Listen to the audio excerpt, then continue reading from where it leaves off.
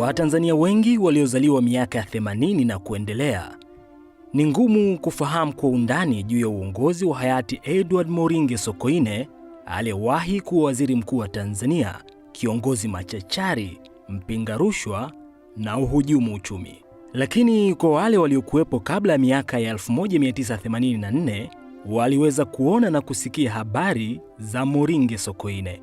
Sasa kwa wewe mpenda historia, leo hii baada ya kusoma na kukusanya taarifa kutoka vyanzo mbalimbali ikiwemo tovuti kibao na machapisho kutoka waandishi mbalimbali wabobezi wa historia, nimekuandalia mwanzo mwisho historia ya mwamba huyu aliyetikisa siasa za Tanzania miaka hiyo.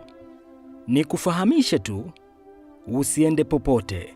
Andaa popcorn zako ama juice, na kwa wale wazee wangu basi nikuambie tu, andaa glasi zako kadhaa za wine ama bia zako 2-3 kwa utulivu kabisa, ili uweze kumkumbuka hayati Moringe Sokoine kupitia makala haya. Edward Moringe Sokoine alizaliwa tarehe 1 mwezi wa 8 mwaka 1938 Monduli Juu, katika jimbo la Monduli huko katika mkoa wa Arusha. Kama mnavyofahamu, katika jamii ya kabila la Wamasai, ufugaji ndio shughuli kubwa ya kiuchumi, na kwa Sokoine ilikuwa hivyo, ambapo alikulia katika maisha ya ufugaji katika familia ya mzee Moringe. Mnamo mwaka 1948 hadi mwaka 1958, Edward Moringe Sokoine alipata elimu ya msingi katika shule ya msingi Monduli, akafaulu vizuri na kujiunga na shule ya sekondari Umbwe iliyopo Kibosho mkoani Kilimanjaro mwaka 1948 mpaka mwaka 1958. Baada ya kumaliza elimu ya sekondari, Sokoine alijiunga rasmi na chama cha ukombozi cha TANU mwaka 1961 na ni miongoni mwa vijana waliopambania uhuru wa Tanganyika. Mnamo mwaka 1962, Sokoine alipata nafasi ya kwenda nchini Ujerumani mpaka mwaka 1963 kusomea masuala ya uongozi na utawala, na aliporudi akateuliwa kuwa afisa mtendaji wilaya ya Maasailand ambayo kwa sasa inafahamika kama Monduli.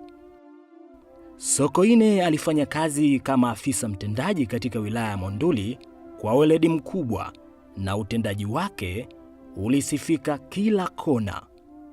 Mnamo Septemba 30 mwaka 1965, akiwa kijana mdogo wa miaka 27, aliamua kugombea ubunge wa jimbo la Maasailand ambalo kwa sasa ndilo jimbo la Monduli.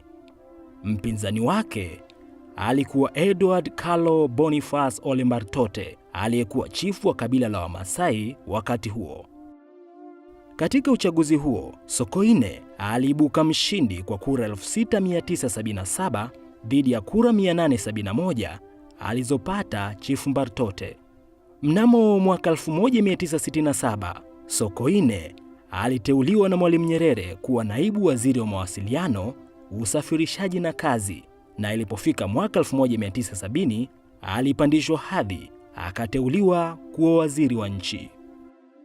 Sokoine alijulikana sana kutokana na uchapakazi wake. Tangu akiwa naibu waziri, kila kona ya nchi sifa zake zilipenya, na hivyo kufanya uongozi wake kuwavutia wengi, hasa Watanzania wa kipindi hicho.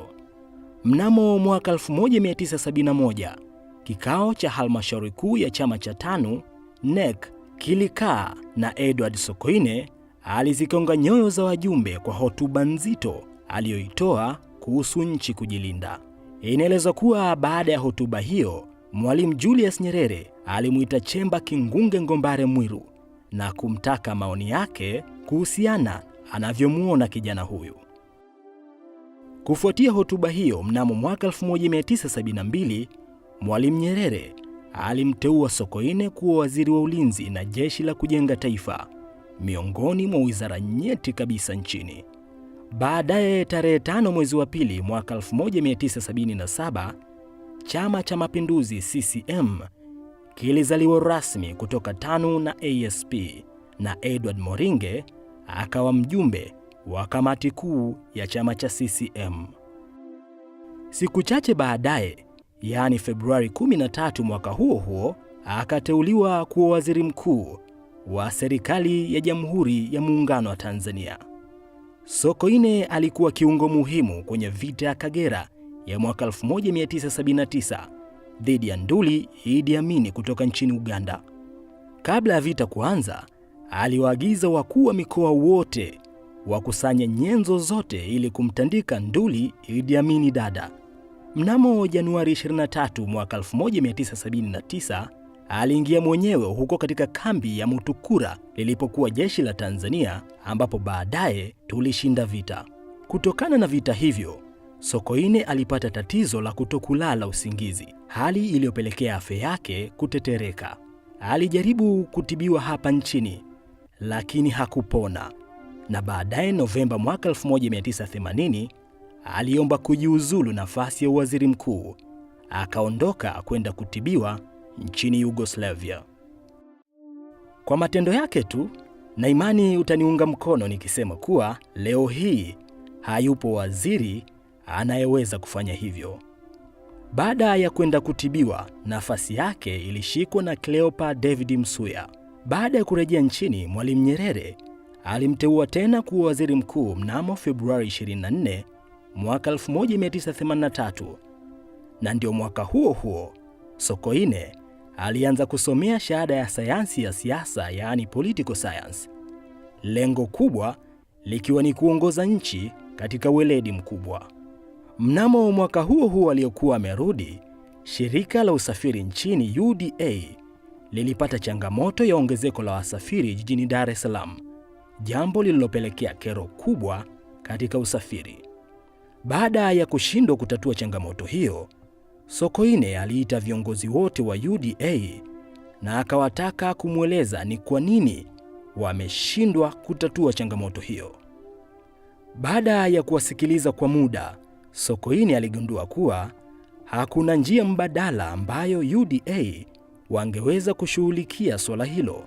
Ndipo alipowaamuru wamiliki binafsi wa magari ya usafiri kuungana na UDA kutatua changamoto hiyo, lakini walitakiwa kuilipa UDA kiasi kidogo kutumia leseni zao. Na hapo ndipo neno daladala lilipoibuka. Najua wengi hatufahamu asili ya neno hili daladala. Neno hili lilitokana na hayati Edward Moringe Sokoine. Wakati hayati Sokoine aliporuhusu gari binafsi kutoa huduma ya usafiri, dola moja ya Marekani ilikuwa ni shilingi 5. Hivyo makondakta walitumia neno dala moja walipodai nauli iliyokuwa sawa na shilingi 5. Hivyo neno daladala likaenea na kutumiwa hadi leo hii. Ni mwaka huo huo Mwalimu Nyerere alianzisha kampeni ya kupambana na wahujumu uchumi, na mnamo Aprili 5 sheria The Economic Sabotage Act namba 9 ya mwaka 1983 ilipitishwa rasmi, na ilikuwa moja ya kazi aliyokabidhiwa Edward Moringe Sokoine, kuhakikisha wanaohujumu taifa wanakamatwa na kuwajibishwa. Sheria hiyo ilimtaka kila mtu bila kujali cheo chake aeleze mali alizokuwa nazo amezipata wapi. Kwa hiyo zilianzishwa mahakama maalum na mawakili hawakuruhusiwa kuingia. Watu walitakiwa wajitetee wenyewe. Baada ya kuona wangeweza kutumia mawakili, wakaachiwa huru. Hii ingerudi sasa hivi, unadhani kuna mtu angepona? Utaniandikia hapo chini katika upande wa comment. Kabla sijaendelea, nikukumbushe tu usiache kusubscribe, kulike pamoja na kushare video hii. Haya, nisikutoe kwenye reli, tuendelee. Sasa unaambiwa kuwa katika zoezi hilo watu walimwogopa sana Sokoine, hasa katika jiji la Dar es Salaam. Yaani wakati huo unaambiwa maeneo ya Oysterbay pamoja na Upanga, vitu vya thamani na fedha vilivyokuwa vimeingizwa kinyemela nchini vilitupwa mitaroni. Watu wakajiokotea. Ikabidi polisi waamrishwe kuokota fedha na kuzirudisha Benki Kuu BOT. Wazee waliokuwepo wakati huo watatupa uhalisia zaidi katika comment hapo chini. Vita hii ya wahujumu uchumi ilimjenga Sokoine kisiasa, lakini kwa upande mwingine ilimwongezea maadui, hasa viongozi waliokuwa wapigaji wakishirikiana na baadhi ya wafanyabiashara. Kutokana na jinsi zoezi lilivyoendeshwa, kulitokea malalamiko mengi kutoka kwa wananchi na wafanyabiashara hadi kupelekea Salmin Amor, aliyekuwa waziri wa mambo ya ndani wakati huo, kuomba radhi. Haya sasa, turudi hapa. Chanzo kilichopelekea kifo cha Sokoine kilianzia wapi? Mnamo Aprili 1984 ilikuwa ndio vikao vya Bunge la Jamhuri ya Muungano wa Tanzania vinaelekea mwishoni. Kwa hiyo kiongozi Edward Moringe Sokoine alikuwa naye mjini Dodoma ili kufunga na kufuatilia ripoti za mwisho wa vikao, taarifa na maazimio kwa wawakilishi wanapoelekea majimboni. Mnamo Jumatatu ya Aprili 9 mwaka 1984, Sokoine alikwenda kusali katika kanisa la St. Paul, na usiku wa Jumanne Aprili 10 aliandaa karamu ya chakula cha jioni kwa mawaziri na wakuu wa mikoa, ambapo waliongea nao kuwasisitiza mambo mbalimbali katika utendaji, na baadhi yao aliwakosoa. Mnamo Aprili 11, 1984 ndiyo siku hii vikao vya bunge vilifungwa, na jioni aliandaa chakula kwa wabunge wote wa mkoa wa Arusha, ambapo waliwasihi wafanye jitihada kuondoa umasikini kwa wananchi wao. Kabla ya hapo, akiwa hajavunja bunge, alitamka maneno haya: Ndugu Spika, ningependa kumalizia kwa kukubaliana na wabunge wote waliosema na ambao hawakusema, lakini wana mawazo haya kwamba jambo hili la kutumia fedha bila idhini ya bunge lazima tutafute kila njia ya kulikomesha. Taarifa zinasema kuwa Sokoine alipangiwa kusafiri kurudi Dar kwa kutumia usafiri wa ndege, lakini akaamua kurudi kwa kutumia gari, na sababu ya kufanya hivyo alisema hivi: Mungu akipenda tutakutana tena kwenye kikao kijacho cha bunge. Mimi nasafiri kwa njia ya barabara ili nijionee hali ya mazao ya wakulima. Maneno hayo ndiyo yaliyokuwa maneno yake ya mwisho kwa wabunge na viongozi mbalimbali siku hiyo. Mnamo Alhamisi ya Aprili 12 mwaka 1984, Edward Sokoine akiwa anatokea Dodoma kwa gari lake aina Mercedes Benz na msafara mkubwa uliosheheni magari ya usalama, aligongwa na gari aina Land Cruiser mali ya Dumisan Dube, raia wa Afrika Kusini, na kupelekea kifo chake.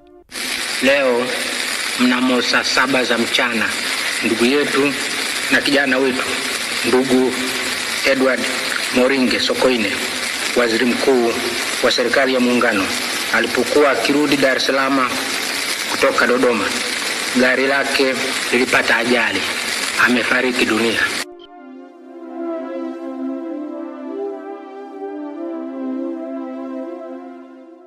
Sokoine sio kwamba alikuwa na afya mbovu, la hasha, lilikuwa jitu la miraba minne.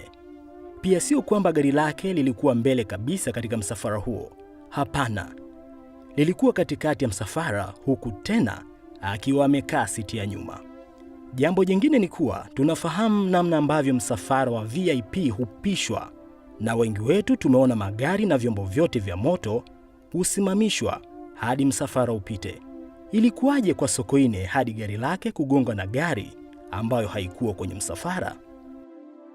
Ikumbuke ya kuwa siku chache zilizopita mzee Rashid Kawawa, aliyekuwa waziri wa nchi ofisi ya rais, ndio alikuwa ameuza meli ya umma kiasi cha milioni 60 wakati huo kinyemela. Kabla ya kuelekea Dodoma, Sokoine alimwambia Kawawa maneno haya: Rashidi, naelekea Dodoma kulihutubia bunge, na kupa siku 7 uzirudishe pesa za wananchi shilingi milioni 60 ulizouza meli ya wananchi, na kama ukishindwa nitakupeleka Radio Tanzania ukawaambia Watanzania umezipeleka wapi pesa zao. Sasa ni nini kilichotokea? Ilikuwaje akagongwa ili hali gari lake lilikuwa katikati ya msafara, tena wenye ulinzi mkubwa? Na kwa nini serikali haikufanya uchunguzi juu ya kifo chake? Kuna siri gani? Tukutane katika sehemu ya pili ya makala haya. Ili usipitwe na mwendelezo pamoja na makala nyingine kama hizi, hakikisha una subscribe pamoja na kubonyeza alama ya kengele ili uwe wa kwanza kupewa taarifa kila tutakapoweka video mpya.